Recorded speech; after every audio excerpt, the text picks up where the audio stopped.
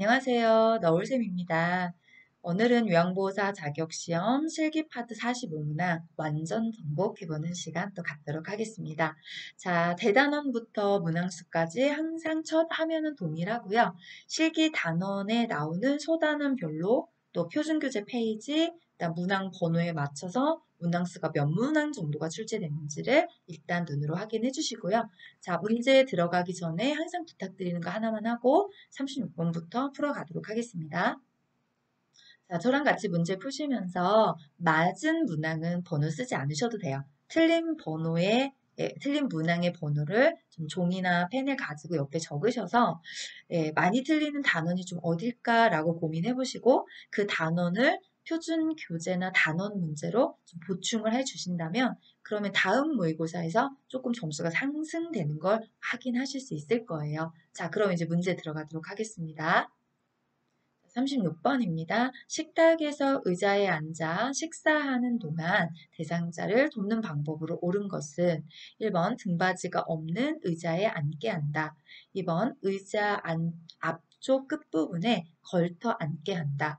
3번 식탁의 윗부분이 대상자의 배꼽 높이에 오게 한다. 4번 대상자의 발바닥이 바닥에 닿지 않게 한다. 5번 팔꿈치를 의자의 팔 받침대에 올려놓게 한다. 정답은 3번입니다. 네, 식탁의 윗부분이 배꼽 높이까지 오는 게 맞고요. 가장 안전한 의자는 등받이가 있고 팔꿈치가 있는 거. 그래서 1번 틀렸죠. 의자에 앉으실 때는 등을 딱 대고 깊숙이 앉으실 수 있게. 그래서 2번도 틀린 문장이고요. 발바닥 바닥에 닿아야죠. 네, 그러면 팔꿈치를 의자의 팔받침대에 올려놓는 게 아니라 어떻게 놓을까요? 식탁에 팔꿈치를 올릴 수 있도록 이런 표현이 있어요. 예, 그쵸? 어디요? 226페이지에. 예, 그러니까 이렇게 식탁 이런 용어가 좀 나와줘야 표준 교재대로 답을 찾을 수 있는 거죠. 네, 자 다음 문항 가겠습니다. 37번입니다. 오른쪽 편마비 대상자의 식사를 돕는 방법은 1번 식사 중 살에 들리면 차가운 물을 먹인다. 2번 음식을 반 정도 삼키면 다음 음식을 넣어준다. 3번 숟가락을 왼쪽 입술 옆에 대고 음식을 넣어준다. 4번 식사 도중 맛이 어떤지 물어본다.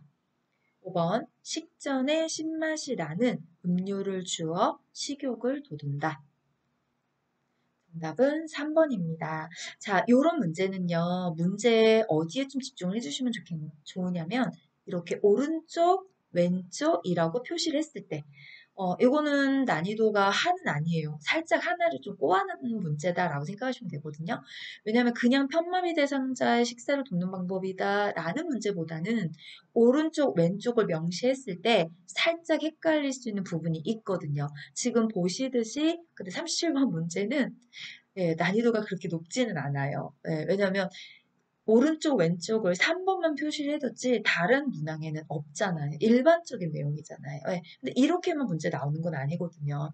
오른쪽, 왼쪽을 또 1번에다가 왼쪽, 뭐 2번에도 오른쪽 이렇게 명시해서 보기를 만들어낼 수도 있어요. 그러면 만약에 오른쪽, 왼쪽을 여기에서 바꿀 때 출제자가 어떤 문항식으로 바꾸냐 여기를 한번 좀 생각해 보시면 좋겠죠. 왜냐면 지금 유튜브에서 반복적으로 문제를 푸시는 선생님들은 1번, 2번, 4번, 5번이 아닌 거 금방 눈에 들어오세요. 예, 그런데 지금 3번처럼 왼쪽 입술에 든다는 거 어느 쪽에다가요? 건강한 쪽에 음식을 넣어준다라고 하는 걸 먼저 아셔야 3번 답을 체크할 수 있는데 그것만 있는 게 아니거든요. 왜냐면 편마비를 제시했을 때 오른쪽 왼쪽으로 명시가 돼서 보기에 들어가는 것 중에 어떤 게 있냐면 마비된 쪽 입가에 흐르는 음식물 이런 거 있어요. 예, 그럼 오른쪽 편마비니까 오른쪽 입가에 흐르는 음식을 닦아주라. 이것도 지금 쪽을 표시하고 있죠. 또 음식물 찌꺼기도 마비 쪽에 남아 있습니다. 그래서 오른쪽 뺨 부위에 남아있는 음식 찌꺼기 이렇게 쪽을 명시할 수 있어요. 자, 이제 하나 더 합시다. 예, 어떤 거냐면 편마비이기 때문에 자세를 하실 때 건강한 쪽이 아래로, 그럼 왼쪽이 아래로 마비 쪽에 쿠션이나 베개 같은 걸 받쳐줘야 되니까 오른쪽에 쿠션이나 베개를 받쳐준다. 이런 표현들 좀 잘 생각해 보셔야 되겠죠. 이런 문제 이제 보기에서 막 놓으면 헷갈릴 수 있거든요. 예, 그렇게 오른쪽, 왼쪽을 명시하면 어떤 내용을 내가 집중적으로 봐줘야 될까? 여기까지 좀 고민해 보시면 좋겠어요. 네. 자, 다음 문항 갈게요. 38번입니다. 의식이 없는 대상자의 경관 영양을 돕는 방법은 1번 영양액은 체온보다 낮은 온도로 준비한다. 2번 구토 증상을 보이면 잠시 중단한 후 다시 주입한다. 3번 비위간이 빠지면 최대한 빨리 밀어넣는다. 4번 영양액 주머니를 위장보다 낮은 위치에 건다. 5번 영양액은 1분에 50ml 이상 주입되지 않도록 한다. 정답은 5번입니다. 숫자가 명시되어 있는 부분들은 사실 암기밖에 답이 없어요. 숫자를 이해한다는 건 굉장히 어렵거든요. 예, 그래서 저도 숫자가 나오는 건 그냥 외워버려요. 암기하거든요. 여기도 하나는 좀 암기하고 가세요. 예, 영양액은 1분에 50 이상 주입하지 않는다. 그쵸? 네, 50 이상, 50ml. 자, 그러면 여기도 1번 같은 경우에 체온과 같은 온도여야 되고 구토 증상을 보이거나 자, 구토 말고 또 있어요. 여기 잘 보세요. 청색증. 구토나 청색증이 있다면 잠그고 보고 빠졌다면 밀어넣거나 빼지 않아야 돼요. 이것도 보고죠. 네. 그 다음에 영양의 주머니는 위장보다 높이 그래서 중력에 의해서 떨어져서 역류되지 않게 그쵸? 요런 내용들. 자, 그러면 지금 여기도 이렇게 1번부터 5번까지 문장이 아니라 다른 문장을 넣어서 문제를 만들 수가 있을까요? 라고 질문하신다면 네 라고 답할 수 있습니다. 그럼 어떤 문장이요? 요 두 가지를 덤으로 좀 알아두시면 좋겠죠. 천천히 주입하면 상할 수 있고 너무 빨리 주입하거나 진한 농도로 주입하면 설사나 탈수까지 유발할 수 있다는 거. 왜? 1번, 2번에 보기를 빼버리고 이 내용을 집어넣으면 새로운 문제가 만들어지거든요. 네, 이렇게 한 문제를 푸시면서 다른 내용으로 문제가 출제된다면 어떻게 나올까라고까지 꼼꼼히 좀 공부를 해 주신다면 그러면 다음에 실기 문항의 경관영양 돕기 문제에서 답이 좀 잘 보이실 거예요. 요렇게까지 갔으면 좋겠다라고 하는 게 제가 문제풀이하는 방법인 거죠. 자, 다음 문항 갈게요. 39번입니다. 대상자의 물약 복용을 돕는 방법은 1번 약병 라벨이 붙은 쪽을 잡고 용액을 따른다. 2번 계량컵이 없는 경우 종이컵을 사용한다. 3번 약병 뚜껑은 뚜껑의 안쪽이 아래로 향하게 놓는다. 4번 계량컵에 남은 물약은 약병에 다시 넣어 보관한다. 5번 색이 변한 약은 따르기 전에 흔들어 사용한다. 네, 정답은 1번이죠. 라벨이 붙은 쪽으로 잡고 라벨의 반대쪽으로 용액을 따라주시면 됩니다.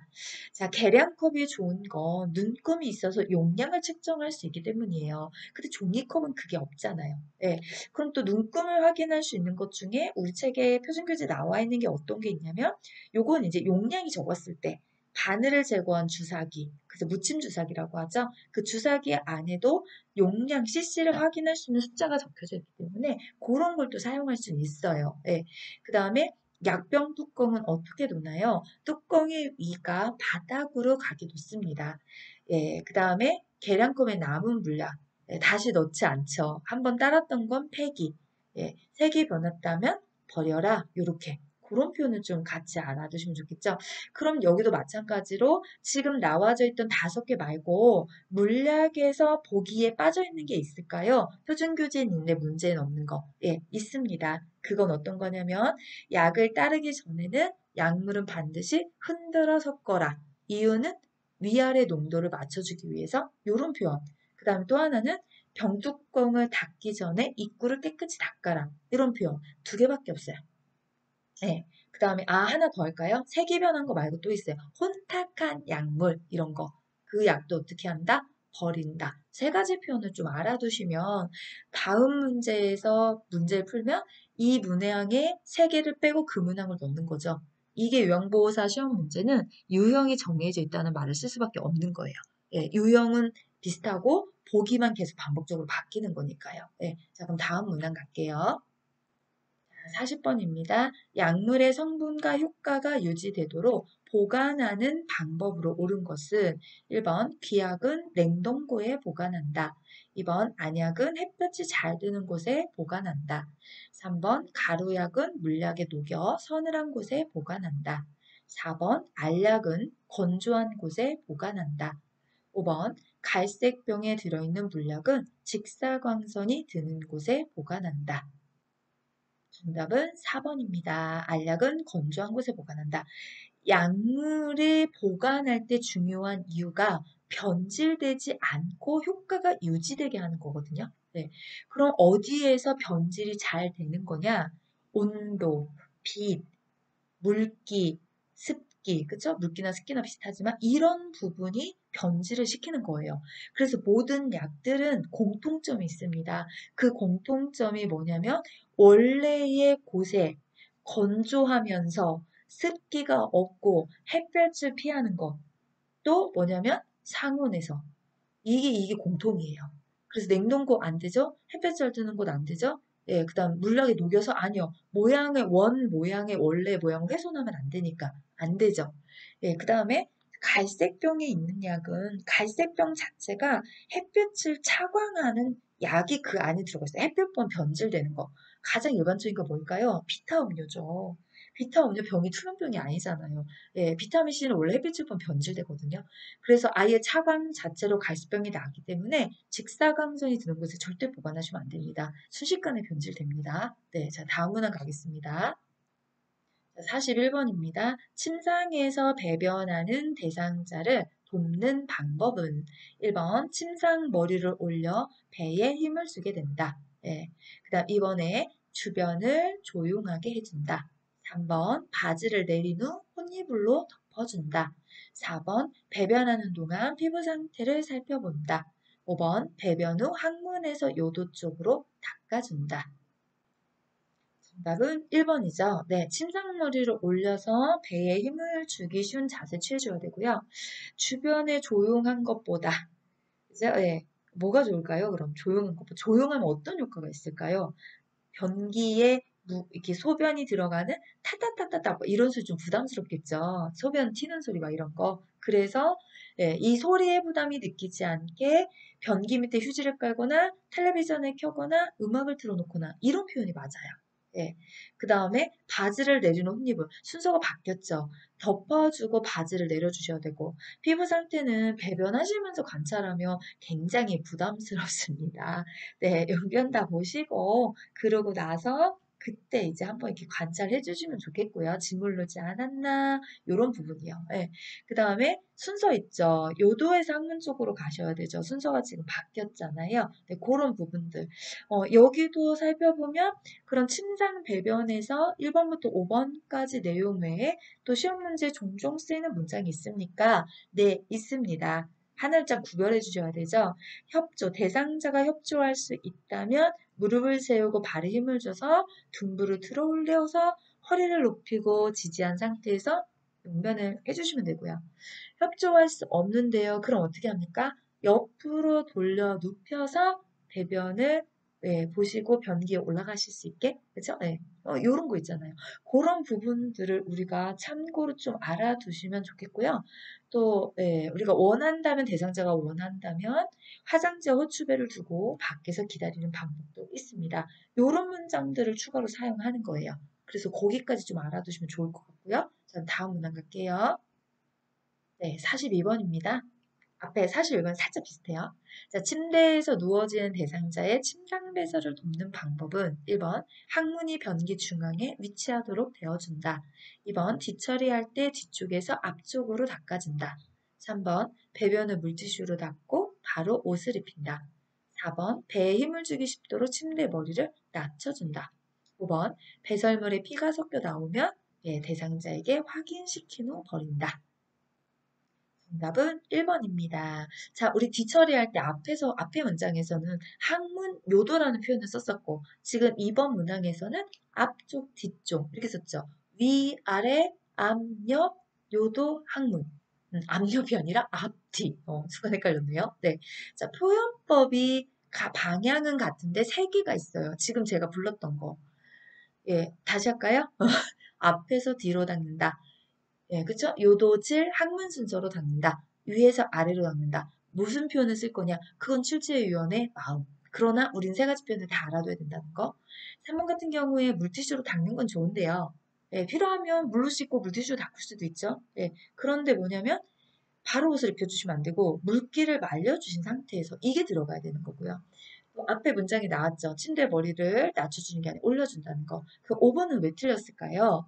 배설물에 피가 섞여 나오면 지금 정상 반응 아니죠. 그럼 어떻게 해야 되냐면 버리지 말고 예, 시설장이나 간호사에게 직접 보여주거나 그 양상을 정확히 기록하여 보고해야 한다. 이렇게 가는 게 247페이지, 6, 7페이지에 나오는 특이사항이 있을 때 대처법입니다. 정확한 표현 알아두시는 게 굉장히 좋아요. 왜? 요양보호사 시험은 표준교재에서 뭐라고 합니까? 이거를 우리가 찾아내는 시험 문제잖아요. 그렇기 때문에 표준교재 표현법을 정확히 알아두시는 거. 헷갈릴 때는 제가 지금처럼 하고 있는 것처럼 표준교재 옆에 놓고 특이사항이 있는 경우 보고한다. 어떻게? 요렇게 나와져 있는 내용을 기억하시는 게 중요합니다. 자, 다음 문항 가겠습니다. 43번입니다. 대상자가 이동 변기에 배설할 때 돕는 방법으로 옳은 것은 1번 배설물을 아침 저녁으로 처리한다. 2번 변기통 안에 화장지를 깔아준다. 3번 이동 변기의 높이를 침대보다 높게 한다. 4번 이동 변기 옆에 미끄럼 방지 매트를 깔아준다. 5번 두 발이 바닥에 닿지 않게 이동 변기에 앉힌다. 정답은 2번입니다. 네, 변기통 안에 화장실을 깔아줘서 여기도 소변이 튀는 소리나 이런 부분에 대한 것들을 줄여주는 거죠. 아침 저녁으로 처리한다. 죄송해요. 옛날 말 한번 할까요? 요강인가요? 그쵸? 네, 그런 옛날 용도의 요강 같지, 뭐 용도는 비슷하지만 이렇게 나오죠. 이동변기는 매번 깨끗이 씻어 이렇게 매번 그쵸? 제가 늘 강조해요. 매번 닦는 게 있습니다. 먹고 싸는 거 저는 이렇게 하거든요. 먹는 게 뭐더라? 위관 영양 주머니 싸는 게 뭐더라? 이동변기통. 예, 그다음에 하나만 더 할까요? 예, 1일 1회 이상이라고 쓰는 흡인병. 씻는 거 3개 있어요. 요 표현만 좀 정확히 기억해 주시면 좋을 것 같고요. 그 다음에 이동변기의 높이는 침대와 같게 그래야 낙상이 생기지 않으니까요. 그렇죠? 좀 예방하는 거죠. 이동변기 옆에가 아니라 이동변기 아래에 미끄럼 방지 매트를 깔아주셔야죠. 당연히 발바닥은 발이 네, 바닥에 발바닥에 닿게 해주셔야지만 되고요. 다음 문항이요. 44번입니다. 허리를 들어 올릴 수 없는 대상자의 기저귀를 교환하는 방법은 1번 둔부를 들어 방수포를 깔아준다. 2번 몸을 옆으로 돌려눕히고 기저귀를 교환한다. 3번 기저귀 안에 속 기저귀를 대준다. 4번 기저귀는 하루에 3번 교환한다. 5번 사용한 기저귀는 안쪽 면이 보이도록 말아서 버린다. 정답은 2번입니다. 허리를 들어 올릴 수 없는 대상자죠. 그럼 옆으로 해야 되네요. 그래서 2번이 맞고요. 허리를 들어 올릴 수 없기 때문에 둔부를 들 수가 없어요. 방수포 역시 옆으로 눕힌 상태에서 깔아주셔야 돼요. 기저귀 안에 속기저귀 대줘라. 그런 말 없습니다. 3번 교환하라. 아니요. 용변 보실 때마다 교환해야죠. 횟수가 정해져 있지 않잖아요. 네. 사용한 기저귀는 안쪽 면이 보이시면 용변이 막 다 밖으로 흘러 나올 겁니다. 기저귀의 바깥면이 깨끗한 부분이 보이도록 말아놓으라. 이렇게 표현해야 맞는 표현이죠. 네. 자, 다음 문항이요.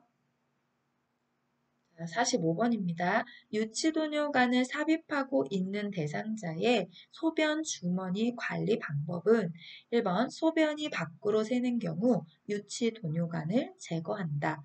2번 소변 주머니를 비운 후 배출구는 잠근다. 3번 소변 주머니를 하루에 한 번 비운다.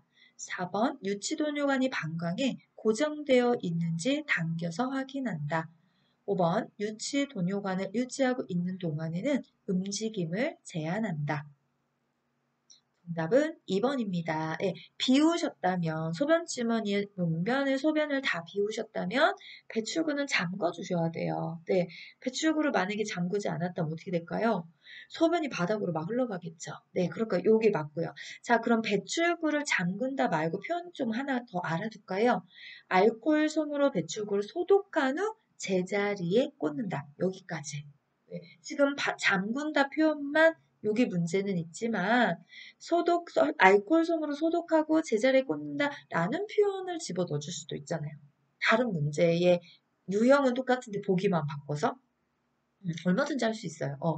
그다음 1번 같은 경우에 소변이 밖으로 새면 어떻게 해야 될까요? 보고하셔야죠. 그러면 자, 소변이 새는 경우만 보고하나요? 아니요.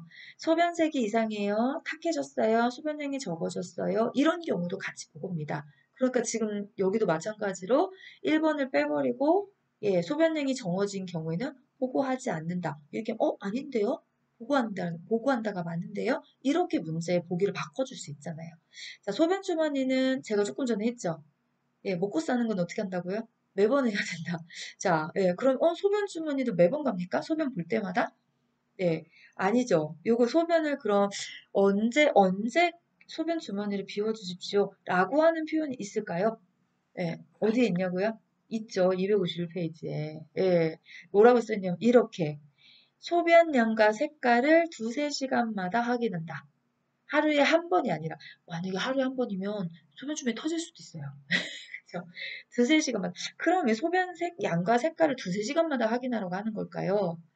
예, 방광이 두세 시간마다 한 번씩 찹니다. 방광이 꽉 차면 소변이 나오죠.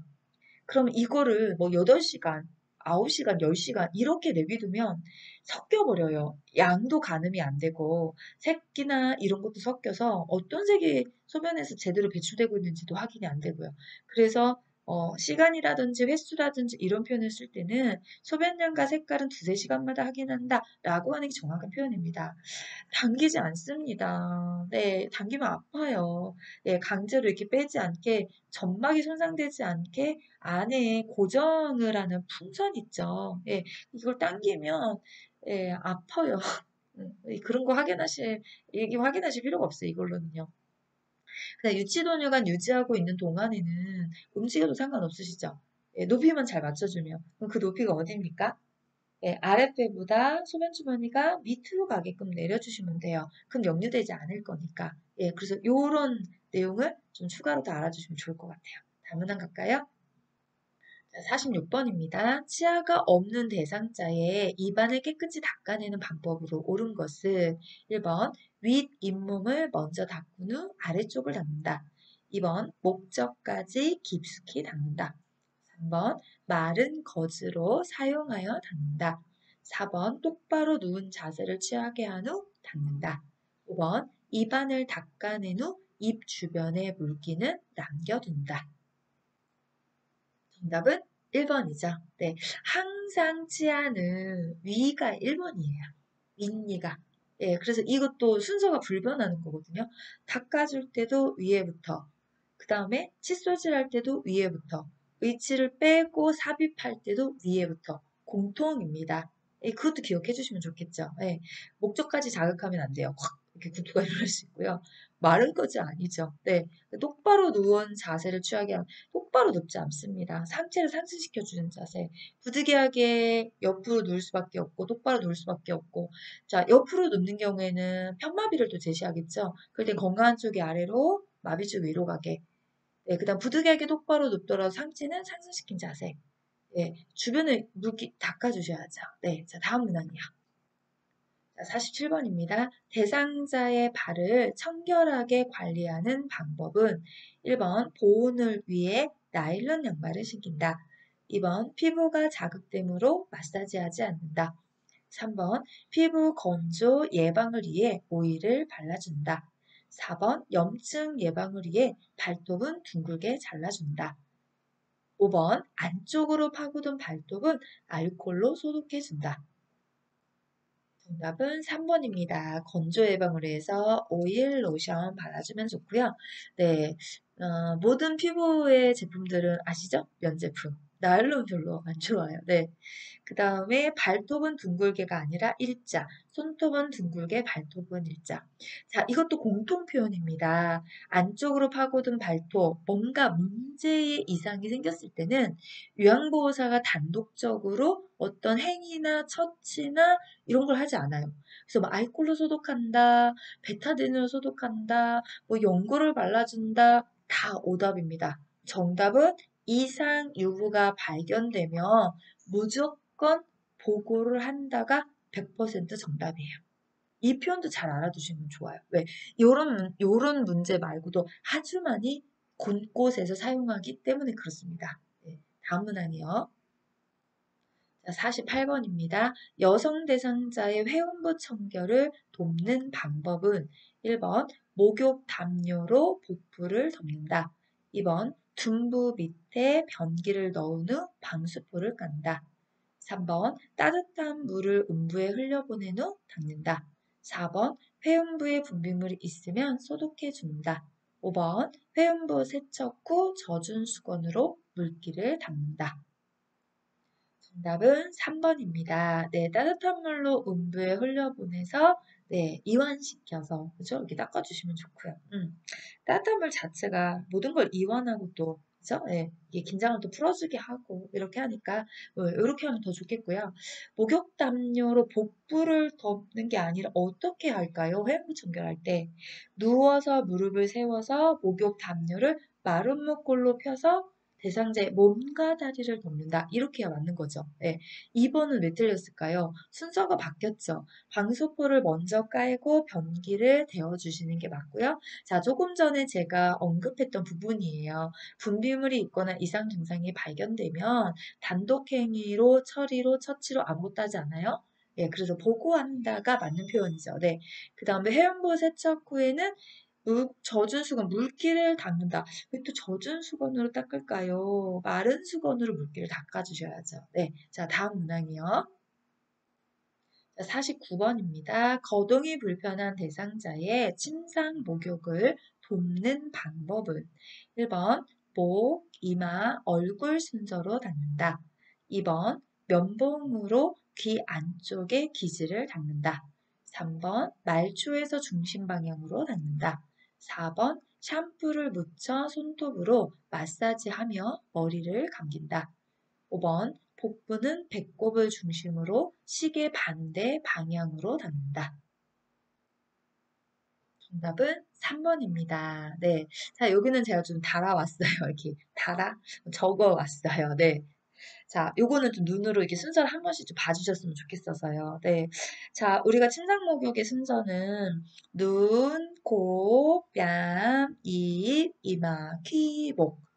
예, 그죠? 예, 요거는 손가락으로 한 3번 하시면 다 암기됩니다. 선생님들 직접 입으로 하지 마시고 손으로 짚어 가시면서. 그 다음에 2번 같은 경우 귀 안쪽에 기지를 닦는다. 입구에 기지를 닦아줍니다. 안쪽 안 돼요. 예, 그죠? 또 제거한다. 안 돼요. 닦는 거밖에. 말주의 중심 방향 맞죠? 그럼 말주에서 중심 방향으로 써 있는 경우도 있지만 구체적으로 예, 손목, 겨드랑이 이렇게 손목에서 겨드랑이 쪽으로 발목에서 허벅지 쪽으로 이것도 말주 중심이잖아요. 그래서 말주의 중심을 하고 사용할 수도 있고 조금 전에 제가 말씀드린 상지를 예, 구체적으로 손목에서 겨드랑이 쪽으로 뭐 어깨 쪽으로 이런 식으로 그런 표현도 같이 알아두시는 게 좋고요.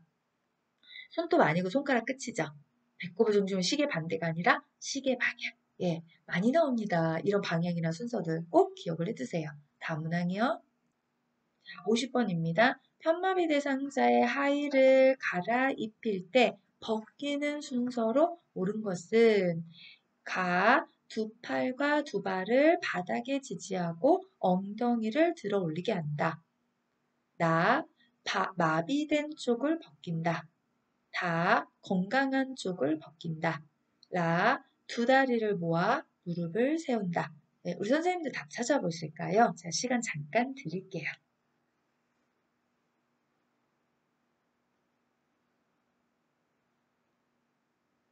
네, 정답 찾으셨을까요? 그럼 공개합니다.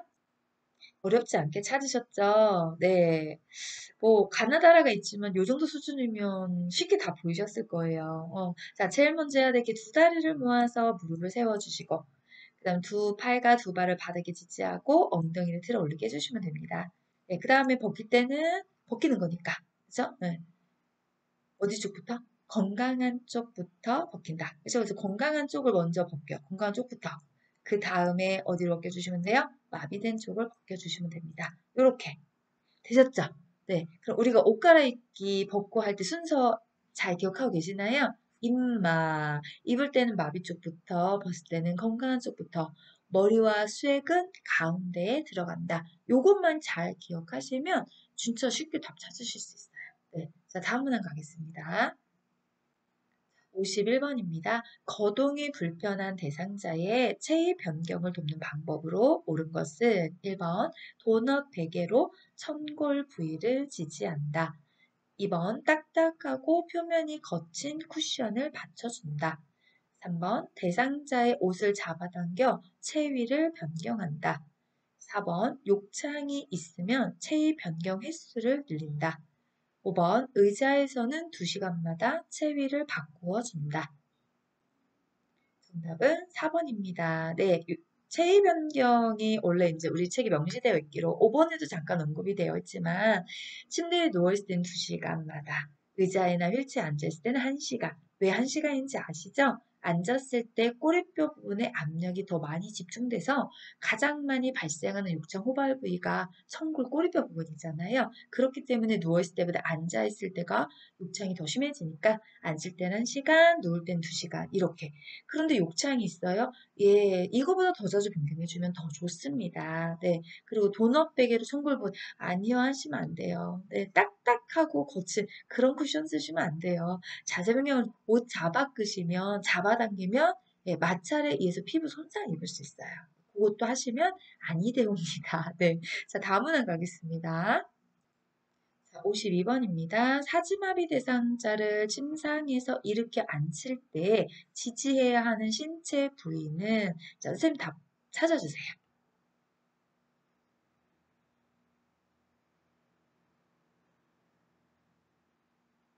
네, 자, 몇 번인가요? 네, 몇 번일까요? 또또또또 네, 1번이죠. 자, 사지마비 대상자를 지지하는 신체 부위가 두 군데를 찾아주시면 돼요.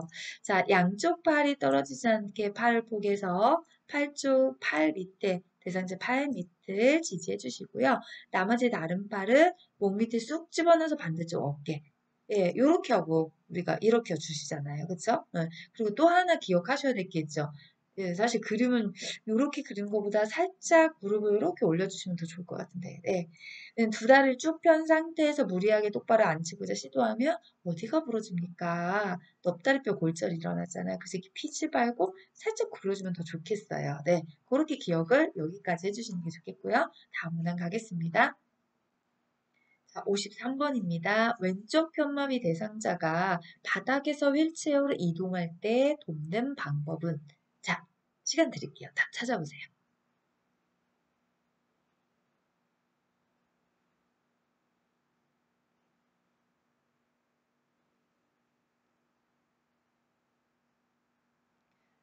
네, 자, 이제 저랑 같이 풀어볼까요? 일단 답부터 공개하겠습니다. 정답은 2번입니다. 네, 요거 어떻게 찾아줘야 될까요? 이런 문제를 풀 때 1번, 제일 먼저 봐야 할 게 무엇이냐? 자, 편마비예요. 그죠? 어디 편마비? 왼쪽 편마비라고 했어요. 그러면 휠체어의 팔걸이를 잡을 때 어느 쪽을 잡아야 될까요? 마비 쪽을 잡을 수 없으니까 건강한 쪽. 그럼 오른쪽 파. 여기도 그림에 보시면 마비 쪽은 색깔을 조금 칠해줬죠. 그럼 건강한 쪽 손으로 휠체어의 팔걸이를 잡으셔야 돼요. 그럼 그거부터 찾으면 두 개를 줄일 수 있거든요. 1번, 4번, 5번은 틀렸습니다. 네, 그쵸? 그러면 건강한 쪽 손인 오른쪽 손으로 팔걸이를 잡았으면 여긴 같네요. 그래서 그다음 마비 쪽을 지지하셔야 돼요. 요양보사가요. 그죠? 그것도 맞네요. 그럼 이제 여기서 찾아주시면 돼요. 마비의 무릎에 다리를 이렇게 세우실 수가 없을 겁니다. 건강한, 네, 그죠? 건강한 다리가 힘이 있기 때문에 건강한 다리 쪽의 부분을 네, 구부려서 무릎을 발바닥을 바닥에 닿고 해주셔야 돼요. 요거 표준교재 296페이지 그림 그대로예요. 몇 번째 그림이냐면 3번 그림 그대로 옮겨놨거든요. 지금 이렇게. 거기에서 포인트를 잡아주셔야 돼요. 두 가지 잡아주는 거죠. 하나는 건강한 쪽으로 손으로 팔걸이를 잡아준다. 그 다음 두 번째는 뭐냐면 건강한 쪽 무릎을 세운다. 마비쪽 어렵습니다. 네, 이렇게 지지하기 쉽지 않습니다. 네, 그래서 그런 부분. 자, 그림은요, 헷갈리실 때는요, 비교를 해주셔야 돼요. 일단 중요한 것부터 하고 나면 두 개니까. 두 개를 제가 지금 본 것처럼 같다, 같다. 그럼 여기서 답의 차이를 하나 찾아서 정답 쳐주면 되니까요. 네, 여기 그림 문제 푸는 쪽 또 하나의 요령이기도 합니다. 자, 다음 하나 가겠습니다. 54번입니다. 보행 벨트를 사용하여 편마비 대상자의 보행을 돕는 방법으로 옳은 것은 1번 고무 받침이 닳았는지를 확인한다. 2번 건강한 쪽 보행 벨트 손잡이는 스스로 잡게 한다. 3번 보행 벨트를 가슴 위치에 고정한다. 4번 보행 벨트를 대상자 피부에 밀착시켜 고정한다. 5번 대상자 마비 쪽 뒤에서 보행 벨트 손잡이를 잡는다. 자, 정답은 5번입니다. 대상자의 마비 쪽 뒤에서 보행 벨트의 손잡이를 잡아주세요. 자, 하나 더 할게요. 네, 그게 뭐냐고요? 네, 다른 한 손으로 반대편 벨트 손잡이를 잡는다. 여기까지. 예, 왜 이거까지 알아두셔야 되냐면 이걸 또 바꿔요. 다른 한 손으로 반대편 벨트 손잡이인데 다른 한 손으로 뭐 같은 면 벨트 손잡이를 잡는 이런 식으로 막 문장을 정말 말장난으로 막 바꾸거든요. 그러니까 정확한 표현을 좀 알아두시는 게 추가로 더 좋고요. 보행벨트는 고무 받침이 없잖아요.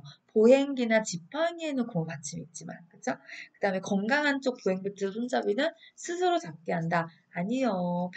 보행벨트 손잡이는 요양보 선생님이 잘 지지해서 잡아줘요. 지금 나온 것처럼 불편한 쪽에 서서 손잡이 잡고 다른 한 손은 반대편 이렇게 나오죠. 일단 보행벨트는 가슴 위치에 고정하는 게 아니라 허리 부분에 착용하는 거고요. 그렇죠? 피부에 밀착하여 고정한다? 피부에 밀착? 아니요. 저기 옷 입고 그 위에다가 벨트 착용하시니까 직접 피부에 밀착하지는 않습니다. 그렇죠? 자, 다음 문항 갈게요. 자, 55번입니다. 보행기를 이용하는 대상자의 보행을 돕는 방법은 1번 대상자의 건강한 쪽 앞에서 보조한다. 2번 먼저 옮긴 발이 나간 지점까지 나머지 발을 옮긴다. 3번 대상자를 보행기 앞에 기대어 서게 한다. 4번 건강한 다리와 보행기를 함께 옮기게 한다. 5번 보행기는 대상자의 팔꿈치가 90도 구부러지는 높이로 조절한다. 정답은 2번입니다. 먼저 옮긴 발이 나간 지점까지 나머지 발을 옮긴다. 네, 조금 그닥 이렇게 좋은 문제는 좀 아닌 것 같아서요. 네, 왜냐면 지금 2번, 4번이 보행법인데, 보행법은, 네, 보행법을 묻는 문제를 좀 풀어보시는 게 더 좋아요. 정확하게. 이게 무슨 말입니까? 이렇게 사실 문제를 풀면서 헷갈릴 수도 있거든요. 그럼 지금 2번 같은 경우에는 양쪽 다리가 다 불편한 경우에 걷는 보행법이잖아요. 보행기가 나가고, 한 발이 나가고, 다른 한쪽 발이 나가주시면 되거든요. 자, 4번 같은 경우는 네, 어떤 건가요? 이거는 한쪽 다리가 불편한 경우. 그럴 때는 보행기와 약한 다리가 함께 가고 건강한 다리가 가면 되죠. 네, 그런 표현들이 정확하게 보행법을 좀 설명하는 거니까 어찌 보면 좀 헷갈릴 수 있는 문제이기도 하거든요. 네, 그 다음에 보행기를 사용할 때는 요양보호사는 불편한 쪽 옆에 서 있어야 되고요. 그 다음에 5번 같은 경우에 팔꿈치가 30도 구부러지게 어디 높이로요? 둔부 높이로 맞춰주시면 됩니다. 자, 다음 문항 갈게요. 56번입니다. 다음 복지용구의 용도로 옳은 것은 1번 누운 자세에서 머리 감기기, 2번 침상 옆에 놓고 앉아 배설하기. 3번 신체 압력을 분산하여 욕창 예방. 4번 자세 변환 후 신체 부위를 편안하게 하기. 5번 침상에서 용변 해결. 정답은 5번이죠? 너무 쉽다고요? 네. 요양보사 시험 문제 쉬운 것도 나와요, 이렇게요. 네. 그럼 이것도 해볼까요? 만약에 누운 자세에서 머리 감기기, 이렇게 하면 이거 뭐죠? 네, 우리 머리 감기기 할 때 패드. 근데 그 복지용구 항목에 머리 감기기용 패드. 이런 명칭이 있나요? 네, 제가 보고 있거든요. 없어요. 네. 그러니까는 복지용구 안에 들어가진 않지만 그런 용품이 표준교재에서 있다는 거.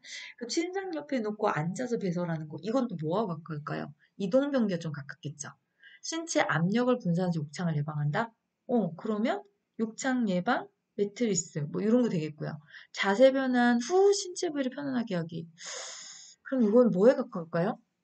만약에 이걸로 내고 그림 사진을 바꿔준다면 그럼 자세 변환 연구 뭐 이런 거 나오겠죠. 네. 자, 다음 문항 가겠습니다.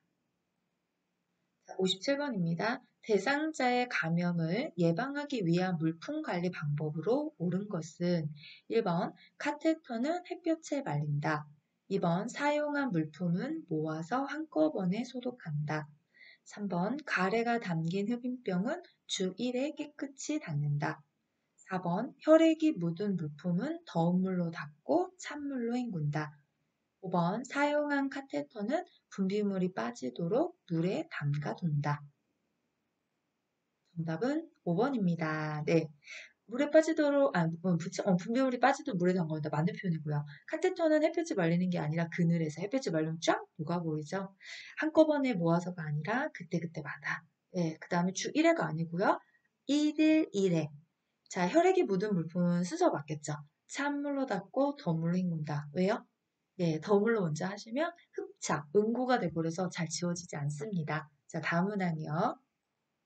58번입니다. 다음 중에서 낙상 위험이 높은 대상자는 1번 휠체어에 앉아있는 대상자, 2번 보청기를 착용하고 있는 대상자, 3번 여러 종류의 약을 복용하는 대상자, 4번 굽이 낮은 신발을 신고 있는 대상자, 5번 시력에 맞는 안경을 착용하고 있는 대상자.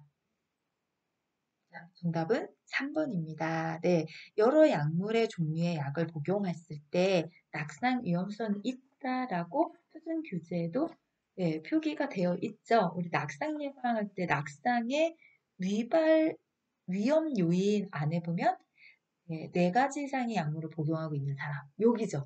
여기서 좀 포인트죠. 네, 330페이지 초록색의 할머니, 할아버지 나란히 이렇게 그림 사진을 그렸는데 있죠. 네, 거기서 이런 문제를 만들었다고 보시면 돼요. 그럼 이거 말고도 기립성 저혈압이 있다든지 보행장애가 있거나 질환을 앓고 있다든지 네, 그 다음에 집안에 낙상 위험균이 막 어질러져 있다든지 적절한 신발 착용하지 않았다든지 이런 내용들이 위험 요인으로 또 들어가는 문장들이죠. 같이 기억해 두시면 좋을 것 같아서요. 다음 문항 가겠습니다. 59번입니다. 화재가 발생했을 때 소화기를 사용하는 순서로 옳은 것은 자, 찾아보세요. 정답 공개하겠습니다. 네, 5번이죠. 네, 제일 먼저 뭐 해야 될까요? 안전핀을 뽑는다, 그쵸?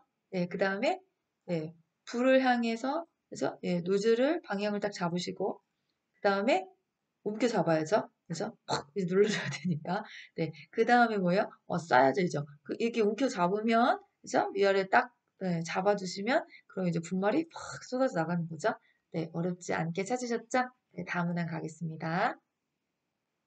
60번입니다. 고혈압 대상자에게 제공할 수 있는 저염 조리 음식은 1번 간장에 재운 깻잎 장아찌, 2번 묵은지를 넣은 부대찌개, 3번 우렁이를 넣고 끓인 강된장, 4번 고추장으로 버무린 오이지 무침, 5번 카레 가루를 입혀 구운 삼치. 정답은 5번입니다. 네, 저 영이었으니까요. 간장, 묵은지, 된장, 네, 고추장 전부 다 소금이 많이 들어가 있는 음식이었죠? 네, 다 다문항 가겠습니다. 자, 61번입니다. 대상자의 침구를 관리하는 방법으로 옳은 것은 1번 푹신한 매트리스를 사용한다. 2번 재봉선이 없는 시트를 사용한다. 3번 오리털 이불은 햇볕에 말린다. 4번 습기를 흡수하는 베개 속을 사용한다.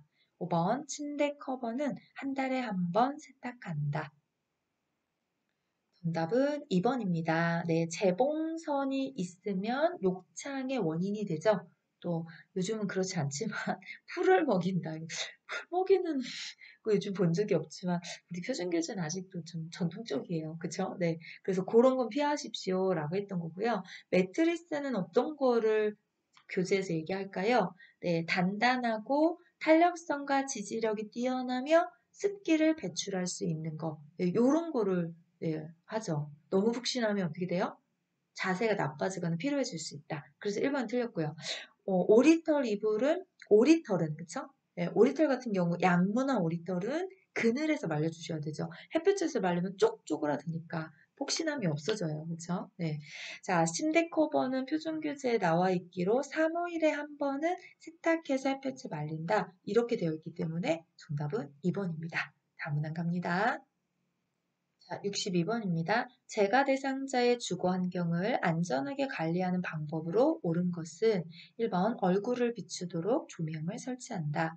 2번 다리 간격이 넓은 식탁을 사용한다. 3번 거실과 방이 구분되도록 문턱을 설치한다. 4번 사용하기 편하도록 깊은 욕조를 선택한다. 5번 열고 닫기 편하도록 둥근형 문고리를 설치한다. 네, 정답은 2번입니다. 다리 간격이 넓은 식탁을 사용하셔야 네, 휠체어 같은 것도 바로 들어가서 그대로 앉아서 식사를 하실 수 있죠. 자, 현관 밖 발밑을 비치는 조명이 좋고요. 문턱은 없는 게 좋고요. 욕조는 깊은 것보다 낮은 게 들어갔다 놨다 예, 우리가 사용하기 좋습니다. 그리고 열고 닫기 편한 건 둥근형이 아니라 막대형이었죠. 네, 다음 문항이요. 자, 63번입니다. 인지 기능이 저하된 치매 대상자의 일상생활을 돕는 방법으로 옳은 것은 1번 익숙한 사람과 규칙적인 생활을 하게 한다. 2번 새로운 습관을 갖도록 노력한다. 3번 여가 활동을 침상에서 하게 한다. 4번 가구를 바꾸어 기분 전환을 돕는다. 5번 할 수 있는 일을 서서히 줄여 대신해 준다. 답은 1번입니다. 규칙적인 생활, 익숙한 거, 새로운 거 힘들어요. 네, 침상에서 하는 것보다 활동하시는 게 더 좋고요. 가구를 바꾸거나 구조를 바꾸거나 물품을 바꾸면 네, 적응하기 어렵습니다. 서서히 줄여 대신해 주는 게 아니라 할 수 있는 건 네, 여전히 혼자 하실 수 있게 도와주는 잔존 능력을 향상시켜 드리는 게, 유지시켜 드리는 게 중요합니다. 다음 문항이요. 64번입니다. 치매 대상자의 약물 복용을 돕는 방법은 1번 인지장애 증상이 나타날 때마다 약을 제공한다. 2번 약물을 복용한 후 침상에서 절대 안정하게 한다. 3번 약물 부작용이 나타나면 메모하여 병원에 가져간다. 4번 증상의 변화에 따라 약의 양을 조절하여 제공한다. 5번 복용량을 줄이고자 할 때는 기관장의 허락을 받는다. 정답은 3번입니다. 네, 부작용이 나타나면 메모해서 병원에 가져가서 네, 약물을 바꾸거나 의사와 상담을 해주셔야 되는 거죠. 인지 증상이 나타날 때만 약을 먹는 게 아니라 꾸준히 드셔야 되고요. 약 먹는다고 절대 안정하실 필요는 없어요. 예, 증상의 변화에 따라 약을 조절해서 제공하는 건 내 의미대로 할 수가 없어요. 그 의사 선생님한테 물어봐야 되는 부분이고요.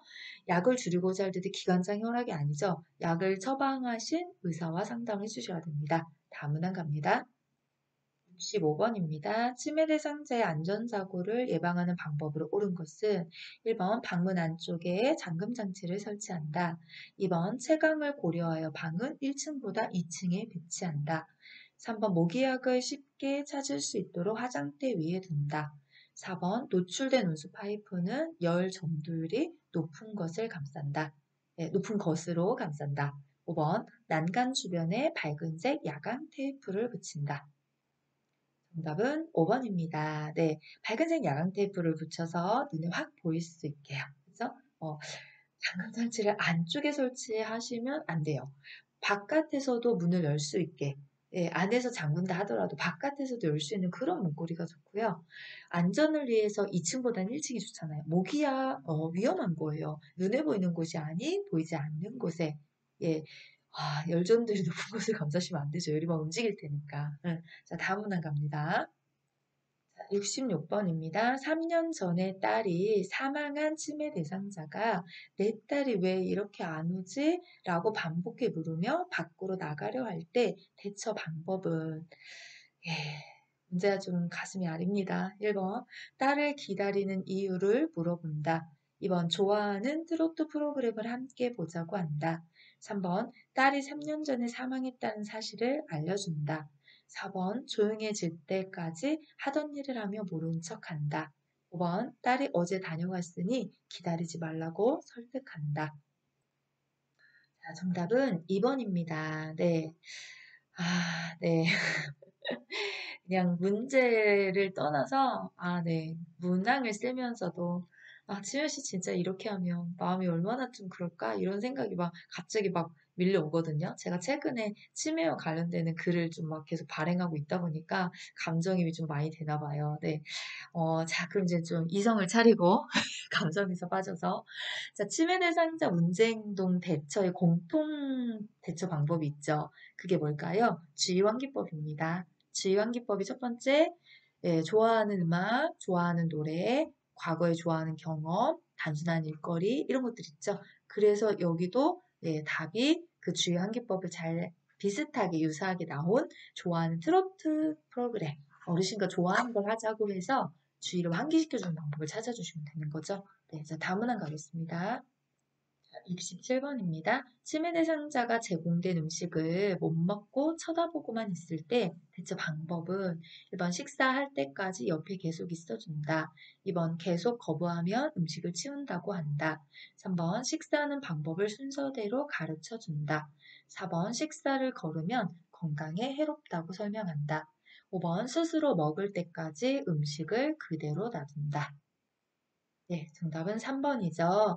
음식을 드시지 못하고, 쳐다보고만 계세요. 방법을 잊어버리실 수 있어요. 어떻게 먹는지가, 그게 머릿속에 이제 싹 지워진 거죠, 순식간에. 그럴 때는 식사하는 방법 순서대로 가르쳐 드리면서, 직접 또 하실 수 있게, 행동 시범을 좀 보여주시는 게 좋습니다. 자, 다음 문항이요.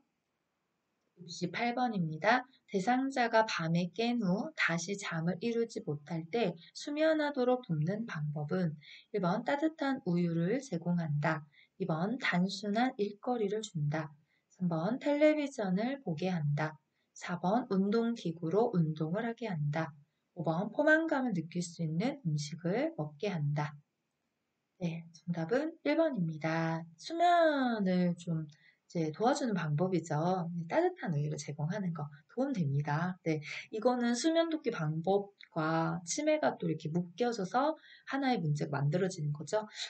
네, 요양보호사 문제 중에서도 콜라보레이션이라고 해서 이렇게 그쵸? 섞어 놓는 거. 치매하고 의사소통 섞기도 하고 지금처럼 수면 돕기 방법에 건강증진 방법이랑 또 치매를 섞기도 하고, 이 곳곳에 보면 군데군데 이렇게 좀 조합되는 문제들이 있어요. 네, 어렵지 않습니다. 자, 다음 문항이요. 69번입니다. 망상이 있는 대상자가 다음과 같이 말할 때 대처 방법으로 옳은 것은 치매 대상자가 내 밥에 독약을 넣었어. 죽을까봐 안 먹어. 네, 요양보호사. 1번 왜 독약을 넣었다고 생각하세요? 2번 제가 먼저 먹어볼게요. 3번 그럼 경찰에 신고할게요. 4번 안 넣었으니 안심하고 드세요. 5번 누가 넣었을까요? 네, 2번입니다. 안 먹어. 독약 탔지? 이렇게 하면 안심시켜 드려야 되니까. 예, 어르신, 그럼 제가 먼저 먹어볼까요? 예, 어렵지 않잖아요. 그쵸? 근데 이런 문장들, 사실 이런 문제들 시험 문제 많이 출제돼요. 가운데 내용에 이제 이런 유사 현재 문제 상황들을 좀 넣고 어떻게 직접 표현을 하시면 좋겠습니까? 그리고 되게 좋은 문제예요. 우리가 현장에 나가서 직접 치매신들 돌볼 때 이런 상황이 많이 부딪히거든요. 근데 그게 시험과 상황이 별개로 왔을 때는 현장이 되게 어려운데 이런 거 문제에서 많이 풀어보시면 현장에서 대처 잘 될 것 같다. 저는 그렇게 생각하거든요. 예, 좋은 문제. 자, 다음 문항이야. 70번입니다. 침해 대상자가 바지를 내려 성기를 노출하고 있을 때 대처 방법으로 옳은 것은 1번 추운데 왜 옷을 벗으세요? 2번 지금 저에게 성희롱하는 거예요. 3번 어린아이처럼 행동하지 마세요. 4번 바지가 불편하신가 보네요. 5번 이러시면 참 당황스럽습니다. 네, 정답은 4번이죠. 이런 경우에 그죠? 뭐 불편함이라든지 사타구니나 피부가 간지러워서 또는 화장실에 가고 싶어서 그런 어떤 신체적인 이유들이 있는데 치매가 있다 보니까 자기중심적인 사고잖아요. 제가 수업 시간 늘 말할 때 그죠? 타인에 대한 배려가 없어서 누가 있든 없든 내가 불편하면 바지도 내릴 수 있고 네, 신체 일부를 만질 수도 있어요. 그럴 때 이거가 머릿속에 딱 떠오르면 혹시 불편하신가? 뭐가 피부에 문제가 있으신가? 이거부터 좀 점검하시는 게 좋죠. 그 방법이잖아요. 대처 방법 첫 번째. 자, 다음 문항이요. 71번입니다. 치매 대상자와 신체적 언어를 사용하여 의사소통하는 방법으로 옳은 것은 1번 옆에 서서 대화한다. 2번 팔짱을 끼고 대화한다. 3번 손짓 발짓을 피하며 대화한다. 4번 눈높이를 맞추기 위한 자세를 취한다. 5번 뒤에서 어깨를 감싸며 부드럽게 다가간다. 네, 정답은 4번이죠. 옆에 서서, 아니요, 앞에서. 팔짱 끼는 거 안 돼요. 손짓발짓 피하는 게 아니 필요하면 해주시는 게 좋고요. 뒤에서 어깨를 감싸 부드럽게 다 깜짝 놀라실걸요. 네, 신체적 언어를 사용하는 거니까. 눈 마주쳐서 앞에서. 다음 문항이에요. 72번입니다. 대상자와 비언어적 의사소통을 하는 방법으로 옳은 것은 1번 대화 중간에 긴 침묵을 갖는다. 2번 손가락으로 지적한다. 3번 시선을 한 곳에 고정한다. 4번 팔짱을 끼고 앉는다. 5번 대상자를 향해 몸을 약간 기울인다. 정답은 5번입니다. 네, 긴 침묵 안 돼요. 지적 안 돼요. 한 곳이 아니라 약간 움직여줘요. 팔짱 앞에서 나왔어요. 안 돼요. 그쵸? 대상자를 향해 몸을 약간 기울여서 이 경청이 기본이죠. 기울일 겸. 경청의 기자 기울일 겸이거든요. 들을 청 기울여 듣는다. 뭐 물론 귀를 기울여 집중해 듣는다는 얘기도 있지만 네, 뒤로 이렇게 몸을 젖힌 상태에 듣는 것보다 아, 네, 관심이 있습니다 하고 몸을 약간 기울여주는 게 좋거든요. 네, 자, 다음 문항이요. 73번입니다. 다음 상황에서 나 전달법을 활용한 요양보호사의 반응으로 옳은 것은 자, 요양보호사 요즘 식사도 조금 하시고 몸무게도 줄어든 것 같아요. 좋아하시는 떡을 준비했으니 좀 드셔보세요. 대상자 떡을 조금 먹더니 입맛 없어 더 못 먹겠네. 자, 그럼 뭐라고 할까요? 1번 요즘 입맛이 많이 떨어지셨군요. 2번 식사량이 적어 건강이 나빠질까봐 걱정이 돼요. 3번 나이가 드실수록 밥심으로 사셔야 해요. 4번 드시고 싶은 다른 음식이 있으세요? 5번 잘못 드시는데 무슨 걱정이 있으세요? 자, 문제로 돌아가셔야 답이 보여요. 나 전달법을 활용해서 찾는 거죠. 나 전달법에 단계가 있죠. 기억하실까요? 있는 상황을 구체적으로 이야기하고요. 그 상황이 나에게 미치는 영향을 이야기합니다. 그 영향이 두 번째예요. 구체적인 상황을 그대로 그 상황이 나한테 미치는 영향. 세 번째, 그래서 느낌. 네 번째는 바램. 이렇게 해줬으면 좋겠습니다. 그런데 요양보호사 시험 문제는 지금 보듯이 4번에 해당하는 문제가 없어요. 예, 왜냐면 너무 길어요, 문장이. 그래서 여기 세 가지에서 보통 끝나는 거고요. 그러다 보니까 여기도 공통이 있네요. 통하는 공통. 그게 뭐냐면 보기에 답이 길은 게 답이에요. 보통 그럴 가능성이 높습니다. 왜? 아니 1번, 2번, 3번 다 설명해야 되니까 식사량이 적어 이렇게 이게 지금 상황이잖아요. 건강이 나빠지실까 봐 영양 걱정이 돼요. 네, 느낌 이렇게 되는 거잖아요. 그러니까 문장일 수밖에 없어요. 이것도 또 하나의 힌트이자 노하우입니다. 나전달법을 찾을 땐 일단 긴 문장부터 한번 정확하게 검토를 해본다. 세 가지가 있나 구체적인 그대로의 상황 두 번째가 영향, 세 번째가 느낌, 이것만 찾아주시면 되니까요. 자, 다음 문항이요. 74번입니다. 대상자의 며느리 험담을 늘어놓을 때, 대상자가 며느리의 험담을 늘어놓을 때 요양보호사의 대처 방법으로 옳은 것은 1번 다른 주제로 바꾸어 말한다. 2번 가족에 대한 험담은 점잖지 않다고 말한다. 3번 며느리의 잘못을 아들에게 전달한다고 말한다. 4번 맞장구를 치며 대상자의 스트레스를 풀어준다. 5번 옳고 그름을 판단하지 않으면서 이야기를 들어준다. 정답은 5번입니다. 네, 옳고 그름을 판단하지 않으면서 들어주시는 거. 되게 중요하죠? 이게 공감이었을 거예요. 그쵸? 자, 다음 문항이요. 75번입니다. 청각 기능이 저하된 대상자와 의사소통하는 방법으로 옳은 것은 1번 고음의 큰 소리로 말한다. 2번 빠른 속도로 반복하여 말한다. 3번 친근하게 느끼도록 반말로 말한다. 4번 밝은 장소에서 입을 크게 벌리며 말한다. 5번 대상자의 귀에 대고 속삭이듯 말한다. 정답은 4번입니다. 청각 기능이 저하돼 있어요. 이게 난청이죠. 그쵸? 네, 우리가 노인성 난청, 이거 지금 비슷한 거죠.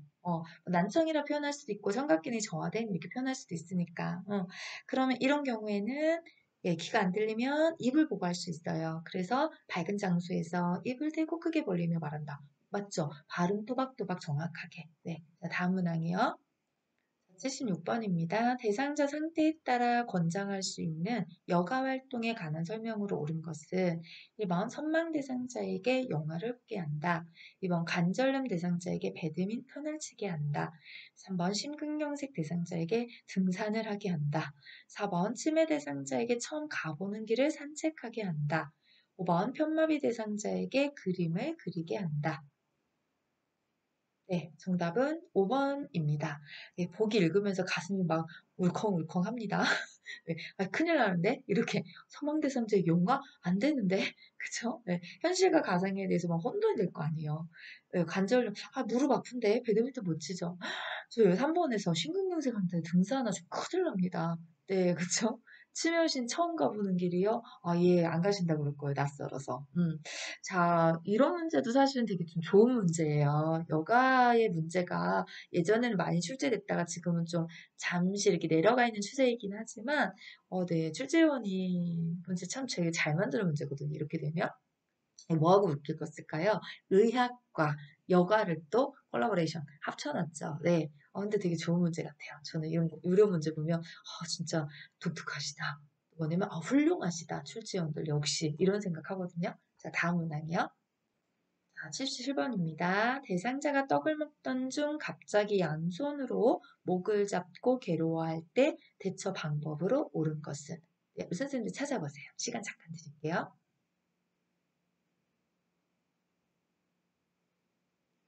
네, 찾으셨을까요? 정답 1번이죠? 네, 요거 갑자기 양손 탁 목을 잡으면 그거 지식이다. 하임리법 하고 나와줘야 돼요. 그래서 하임리법의 사진이 일단 그죠? 네, 이런 거. 네, 그럼 하임리법 중에서 두 가지로 좁혀졌어요. 그럼 두 가지 좁혀진 것 중에서 또 이제 차이점을 찾아보시면 되는 거죠. 그 차이점이 뭘까 했더니 하임리 하실 때 위치, 손의 위치, 이거 좀 다르죠? 여기는 명치와 배꼽 중간 부분, 이게 맞는 거고요. 여기 지금 밑으로 내려오셨잖아요. 허리 부분으로. 그래서 답이 1번이 되는 거죠. 어렵지 않으셨을 겁니다. 자, 다음 문항이요. 자, 78번입니다. 손목 골절이 의심되는 대상자를 위한 응급처치 방법으로 옳은 것은 1번 튀어나온 뼈를 압박한다. 2번 손목 부위를 지압해준다. 3번 손목을 반복적으로 털어보게 한다. 4번 손목을 차가운 물수건으로 감싸준다. 5번 의자에 앉히고 팔을 심장 아래로 내려준다. 네, 정답은 4번입니다. 네, 골절이 의심되죠. 예, 뼈 압박 안 돼요. 지압, 만지면 안 돼요. 예, 털어요, 또 움직였어요. 예. 4번 같은 경우에 냉찜질이죠. 예, 차가운 물수건을 살짝 감싸줘서 냉찜질에 의해서 부종이 더 커지는 걸 막아주는 거고요. 혹시 5번 같은 경우에 골절이 의심되는데 부종을 막아주고 싶다면 이 또한 심장보다 아래로가 아니라 심장보다 위로 가게. 그죠? 네. 자, 다음 문항이요.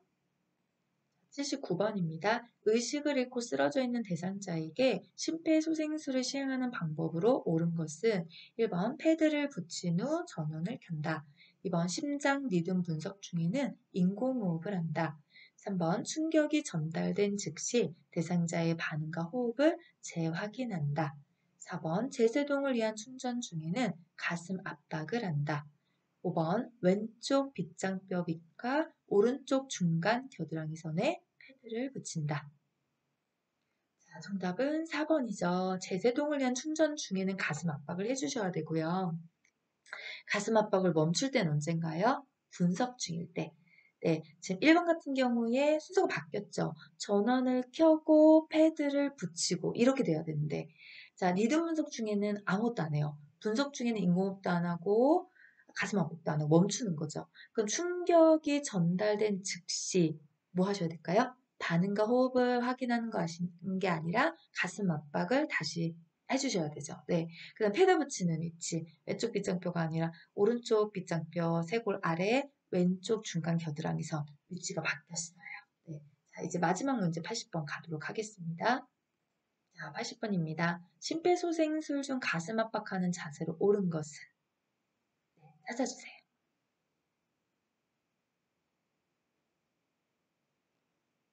네, 2번이죠. 너무 티났나요? 네. 네, 가슴 압박할 때 일단은 뭐냐, 이게 이렇게 직선 수직이 돼야 돼요. 맞는 게 없네요. 여기도 수직, 약간 수직한데 여기 비껴갖고. 그다음 두 손을 깍지를 껴서 완전히 포갠 상태에서, 예, 깍지 안 꼈어요. 여기 깍지 꼈으나, 깍지 안 꼈네요. 깍지 안 껴도 상관없는데, 여기 이렇게 수직이 되셔야 되고, 손가락은 쳐들어야 되죠. 그래서 네, 목과 그 손 바닥의 부분만 위치할 수 있게. 그래야 여기 바닥에 몸에 여기 닿으면 갈비뼈, 이게 골절되죠. 네, 흉골골절. 그래서 그런 거 피해 주셔야 되죠. 자, 여기까지 하시면 오늘도 80문제 다 풀어 보셨습니다. 중간에 조금 잡음 같은 거 들어갈 수 있거든요. 네, 이제 거의 끝났으니까요. 그죠? 끝까지 들어주신 선생님들한테는 이런 얘기 살짝 하고 가니까요. 밤이에요. 네, 맨날 낮에 하다가 요즘 이제 저도 2주 동안에 또 인지 수업이 있어가지고 종일 수업을 하다 보니까 녹음할 시간이 없어서 애기를 재워놓고 하는데 중간에 깼다가 징징대는 소리가 좀 들어갔다가 막 이럴 수 있거든요. 좀 양해 부탁을 드리도록 하겠습니다. 자, 오늘 여기까지 선생님들 공부해 주시면 너무 감사하고요. 또 끝까지 들어주신 선생님들은 더 감사하고요. 네, 오늘도 최선을 다해서 열심히 공부하고 계셨으니까 오늘 토닥토닥 하시면서 잘하고 있어 라고 칭찬 한번 해주시고요. 그리고 제가 오늘은 여기 링크 보기에 최근에 제가 양성하고 육성하고 있는 네, 저희 교권 선생님들의 합격 수기 글을 블로그에 넣어놨어요. 그러니까 이렇게 공부하니까 정말 합격이 되더라고요. 이런 내용들을 우리 유튜브 구독자 선생님들한테도 좀 전해주고 싶거든요. 그래서 제가 블로그 링크를 달아드릴 테니까 거셔서 시간 되시면 선배들은 어떻게 공부하고 어떻게 합격했지? 라고 하는 노하우도 좀 봐주시고 예, 거기서 좋은 기운도 얻어 가셨으면 좋겠습니다. 자, 오늘도 예, 열심히 공부해 주셔서 너무 감사하고요. 또 우리 쌤은 다음 주에도 찾아뵙도록 하겠습니다. 네, 수고하셨습니다.